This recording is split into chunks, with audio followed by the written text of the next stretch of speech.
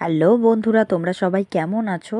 তোমাদের আশীর্বাদে আমিও খুব ভালো আছি। কিন্তু তার আগে তোমাদের কাছে একটা ছোট্ট করে ক্ষমা চেয়ে নিচ্ছি। আর যারা বড়রা আছো তারা আমার প্রণাম নিও, যারা ছোটরা আছো তারা আমাকে আরও আরও আরও ভালোবাসা দিও। অ্যাকচুয়ালি ফ্রেন্ডস, আমার কিছু প্রবলেমের জন্য আমি লং ভিডিও এডিট করতে পারছি না। তো এই ভিডিওটা অনেক কষ্ট করে যাই বা সময় বের করে এডিট করেছি, যেহেতু অনেকগুলো ভিডিও পড়ে আছে। এর আগেও অনেক ভিডিও পড়ে আছে, সেগুলো এডিট করে ছাড়া বাকি আছে। আসলে নিজের হাতে ভিডিও করে, নিজের হাতে শর্টস বানিয়ে, নিজের হাতেই এডিট করতে হয়। তো আমার ছোট বেবি, তাই সময় হয়ে ওঠে না। তো চলো, অনেক কিছুর মধ্যেও নিজেকে তো ফ্রেশ রাখাটা সবথেকে বেশি জরুরি। আর সেই ফ্রেশ রাখার জন্য আমরা কিন্তু চলে গেছিলাম সুন্দরবনে। আর সুন্দরবন প্রপার সুন্দরবন জায়গাটা ছিল না, কারণ সুন্দরবনে গেলে প্রপার তোমাদেরকে বাঘ দেখাতাম। আমরা চলে গেছিলাম 4 চাকা করে। রাত্রিরে অনেক সুন্দর একটা মুহূর্ত এনজয় করেছি। আর যেহেতু পুরো অন্ধকার ছিল না, পুরো বোঝা যাচ্ছিল না, বাট তোমরা দেখতে পারবে গাড়িটা আপছা আপছা রাস্তাগুলো যাচ্ছে, সিট দিয়ে যাচ্ছে। আমরা এদিক ওদিকে নেওয়ার চেষ্টা করেছি। আর শিয়াল দেখতে পেয়েছি, বাট শিয়ালের ফুটেজটা তোমরা ঠিক বুঝতে পারবে না। দেখো তো, আমরা কিন্তু মথুরাপুর গেছিলাম। মথুরাপুরের রাস্তাটা কিন্তু দেখতে অনেক অনেক সুন্দর ছিল। তো দেখো, এইখানে যার বাড়িতে পিকনিক করব তার বাড়িতেই কিন্তু অলরেডি পৌঁছে গেছি। সো সেখান থেকে খাওয়া দাওয়া করে আমরা ডাইরেক্ট পিকনিক স্পটে পৌঁছে যাব। এখানে কিন্তু আমরা ব্যাগ, জামা কাপড় সব রাখবো। আর দেখো, শুভ কিন্তু সকালবেলা, যেহেতু আমরা মর্নিংয়েই ওখানে পৌঁছে গেছিলাম, শুভ সকালবেলা উঠে জায়গাটাকে দেখছিল যে আমরা কোথায় এসছি। কারণ আমরা যখন রাত্রিবেলা আসলাম, শুভ তখন ঘুমাচ্ছিল। আর দেখো, এসে কিন্তু আমি কয়েকটা ভিডিও শ্যুট করে নিয়েছিলাম, সেই ক্লিপটাও তোমাদের সাথে শেয়ার করলাম। আর কী গানে ভিডিও শ্যুট করেছি সেটা তোমরা শর্টসেই গিয়ে দেখতে পারবে। আর দেখো, এদিকে চারিদিকের পরিবেশটা কত সুন্দর। এটা হচ্ছে বিকালবেলা, আমরা একটা স্পট থেকে মেন যে স্পটে যে কটা দিন থাকবো ওই স্পটে ভিডিওটা করছিলাম। আর দেখো, শুভ কিন্তু এদিক ওদিক সেদিক দেখছিল। আর এই স্পটে আমরা ছাড়াও আরও অনেকে যেহেতু গেছিলো, তাই এক গাড়ির মধ্যেই অনেকে যাওয়ার জন্যই আমরা কিন্তু আগের স্পটটায় গেছিলাম তাদেরকে তুলে নেওয়ার জন্য। তো সেই রাস্তাটা কিন্তু আমাদের অনেকক্ষণের রাস্তা ছিল, কারণ যে মথুরাপুর থেকে রাস্তাটা পুরোপুরিভাবে চিনবো না আমি।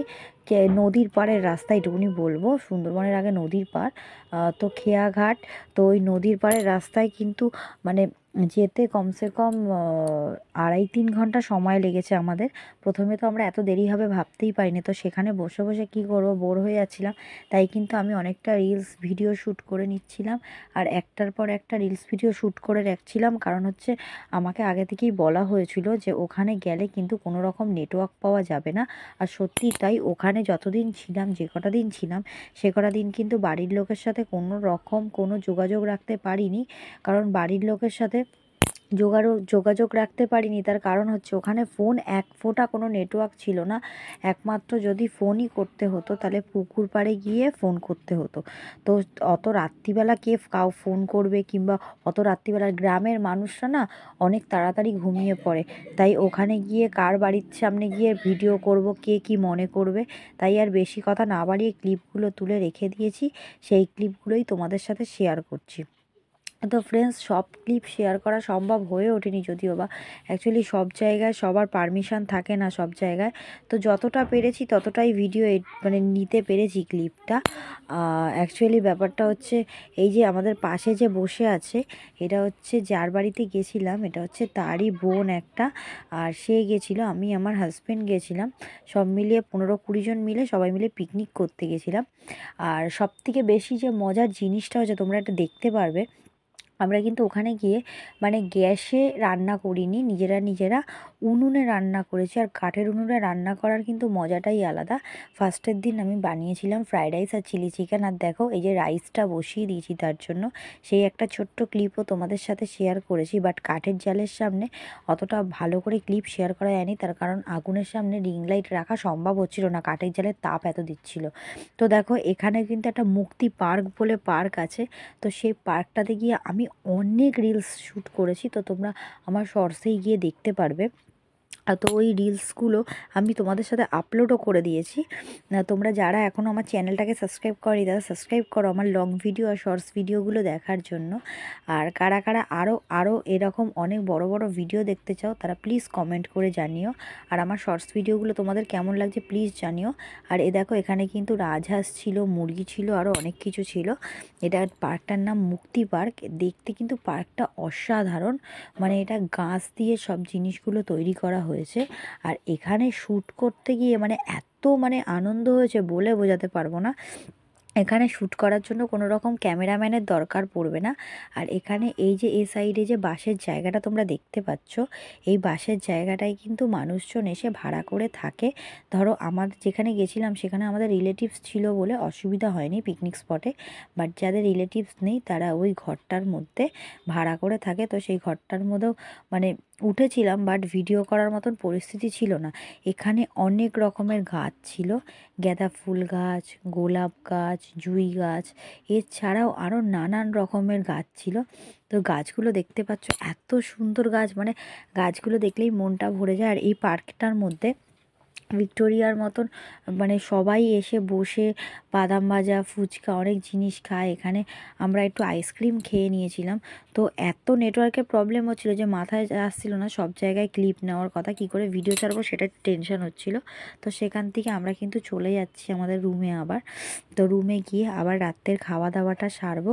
তো দেখো পার্কটাতে ঘুরে কিন্তু আমার মন অনেকটাই খুশি হয়ে গেছিলো। তাই আমরা অনেক এনজয় করেছিলাম। আর এটাও একটা জায়গা, এটা রাস্তা যেখানে আমরা গেছিলাম, এইটাও হচ্ছে তার রাস্তা, এন্ট্রি জায়গাটা। তো দেখো এইখানটায় যেখানটা দেখাচ্ছি ওই কাদা মতন জায়গাটা, ওটা কিন্তু নদীর পাড়ে যাচ্ছি আমরা। আর নদীর পাড়ে গিয়েও প্রচুর ভিডিও শ্যুট করেছি, কারণ নৌকো ছেড়ে দিলে সেখানে আর ভিডিও করা সম্ভব না, কারণ নৌকো সবার মাঝখানে নিয়ে চলে যাবে। আর অনেক লোক, আর একটা নৌকোর মধ্যে 10-15খানা মানুষের সাথে বাইক উঠেছে। তো বাইক হ্যান্ডেল করবে নাকি এরকম ভিডিও করবে, বাই চান্স যদি ফোন পড়ে যায়, তাই আর রিস্ক নিইনি আমি। তো এই পাঁকগুলো দেখতে পাচ্ছ, এই পাঁকের মধ্যে কিন্তু কাঁকড়া রয়েছে। তো আমরা মাটির ছাপও দেখতে পেয়েছি, অ্যাকচুয়ালি নামতে পারিনি বলে আমরা তোমাদের মাটির ছাপটাকে দেখাতে পারলাম না। পরে যদি কোনো সময় সম্ভব হয়, আমার চ্যানেলটা একটু ভালো করে দাঁড়িয়ে যাক, তো তোমাদের সাথে সেই নেমে ভিডিওগুলো ভালো করে শেয়ার করব। তো দেখো ফ্রেন্ডস, আর এই জায়গাটা এত ঢালু ছিল বলে বোঝানো না। এই দেখো ফ্রেন্ডস, এখানে অনেক মায়ের ছাপ ছিল নদীর পাড়ে, এখান দিয়ে সবাই মাছ কাঁকড়া এগুলো ধরে। আর দেখো ওই যে আমাদের নৌকা, এই নৌকাটা সাইডে রাখা আছে। আর এখন মেন স্পটে যাচ্ছি, এই জায়গাটার নাম হচ্ছে খেয়াঘাট। তো খেয়াঘাটে দেখো এখানে সিঁড়িগুলো এতটাই খাড়া খাড়া ছিল যে দেখে দেখে নামতে হচ্ছিল। তাই ক্যামেরার দিকে লক্ষ্য রাখবো না এই সিঁড়ির দিকে লক্ষ্য রাখবো বুঝতে পারছি না। তার সঙ্গে জায়গাটা কাদা আর পিছল, যেহেতু নদীর পাড় বুঝতেই পারছো। আর ভাটা পড়ার কারণে জায়গাগুলো কাদা আর পিছল হয়ে গেছে। আর সন্ধেবেলা অদ্ভুত একটা ঘটনা ঘটেছিল আমাদের সাথে, যেহেতু অন্ধকারে ক্লিপগুলো স্পষ্ট বোঝা যাচ্ছে না। তাই দেখো এখানে কিন্তু একাত্ত অবধি জল ছিল, বাট আমরা যখন নৌকা নিয়ে এসেছিলাম জল কিন্তু আরও কমে গেছিলো। তো এখানে এসেই কিন্তু আরেকটা জঙ্গল আমাদের চোখে পড়ে। আর দেখো আমি কিন্তু জঙ্গলের ভেতরে ক্রমশ ঢুকে যাচ্ছিলাম, দেখছিলাম যে যদি এখানেও কিছু ভিডিও বানানো যায়। তো না, বাড়ির লোকের পারমিশন ছিল না বলে আবার জঙ্গল থেকে ডাইরেক্ট যেখানে সবাই নৌকার পাড়ে ছিল সেখানেই চলে যাচ্ছিলাম। তো সেইখানেই আরেকটা ছোট জায়গা ছিল, সেখানে ফ্ল্যাটের ওপর সবাই মিলে রিলস শ্যুট করছিল। তো এখানে যে যখন পাচ্ছে ভিডিও শ্যুট করছে, এখানে কারোর কোনো বারণ নেই। আর এখানে তো আমরা লাস্টের দিন প্রচুর এনজয় করেছি, নাচ করেছি, গান করেছি। তো যেহেতু চলে যাব, আমাদের মনটা প্রচণ্ড পরিমাণে খারাপ হচ্ছিল।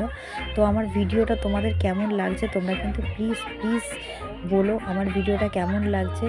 আর আমার ভিডিওটা যদি তোমাদের ভালো লাগে প্লিজ আমার চ্যানেলটাকে বন্ধুরা সাবস্ক্রাইব করো, কারণ এখানে যেহেতু সব কটা ক্লিপ নেওয়া হয়নি তাই আগেই তোমাদেরকে বলে দিচ্ছি। তো আর কেউ কোনো খারাপ মাইন্ডে কোনো কিছু নেবে না। অ্যাকচুয়ালি এখানে কেউ ভালো ড্রেস আপ করে ভিডিও করেনি, তো ওই জন্য যে যেভাবে পেরেছে সেভাবে ভিডিও করেছে। আর এটা না বলে ভিডিও তোলা, জানলে কেউ ভিডিও শ্যুট করতে দিত না, কারণ গ্রামের মানুষরা ভিডিও সম্পর্কে অত কিছু বোঝে না। আর তার জন্য আমি কিন্তু ক্যামেরাটা আমার হাতে রাখিনি, ক্যামেরাটা কিন্তু আমার ছেলের কাছে দিয়ে দিয়েছিলাম। কারণ ছেলের কাছে দিয়েছিলাম, ছেলের কাছে দিলে ছেলে ভিডিও করলে চট করে কেউ কিছু বলবে না। আর আমার ছেলেও দেখো ভালো করে ভিডিওটা কিন্তু তুলে দিয়েছে। তো থ্যাঙ্কস জানাচ্ছি আমার ছেলেকেও, তো এত সুন্দর করে ভিডিওটা তুলে দেওয়ার জন্য। কারণ ওই লাস্টের নাচের ভিডিওটা যদি না তুলে দিত তাহলে কিন্তু আমরা মানে ভিডিওটা আমি ছাড়তে পারতাম না। আমি দেখো খাটের ওপর বসে আছি চুড়িদার পরে, কারণ আমাকেও নাচ করতে ডাকছিল, বাট আমি যাইনি। আমার ক্রমশ পরিমাণে রাত্রিবেলা ঘুম পাচ্ছিল, তাই আর যাইনি। তাই আমি শুধু বসে বসে ওদের নাচ দেখছিলাম। পরে অবশ্য মানে নাচ করেছিলাম, বাট সেই ক্লিপটা নেওয়া হয়েছে, বাট অন্য একজনের ফোনে রয়েছে। সেই ছোট্ট মিনি ব্লগটা কিন্তু আমি তোমাদের সাথে শেয়ার করব। তোমরা প্লিজ আমার চ্যানেলটাকে সাবস্ক্রাইব করো, আমি যাতে তোমাদেরকে আরও ভিডিও দিতে পারি। আর দেখো এত নাচ করছি আর এত নয়েজ করছিলাম, তাই পাড়ার লোক কিন্তু সবাই ছুটে চলে এসছে সেই নাচ দেখার জন্য। অ্যাকচুয়ালি গ্রাম এটা, আমাদের শহরের মতন না, এখানে দরজা সবার খোলা থাকে, এখানে যে যখন পারবে তখন ঢুকে যাবে। শহরের ক্ষেত্রে কি হয়, কলিং বেল বাজানো হয়, এ হয় সে হয়, বাট গ্রামের ক্ষেত্রে সেই জিনিসটা হয় না। তো আমার ভিডিওটা ভালো লাগলে লাইক শেয়ার কমেন্ট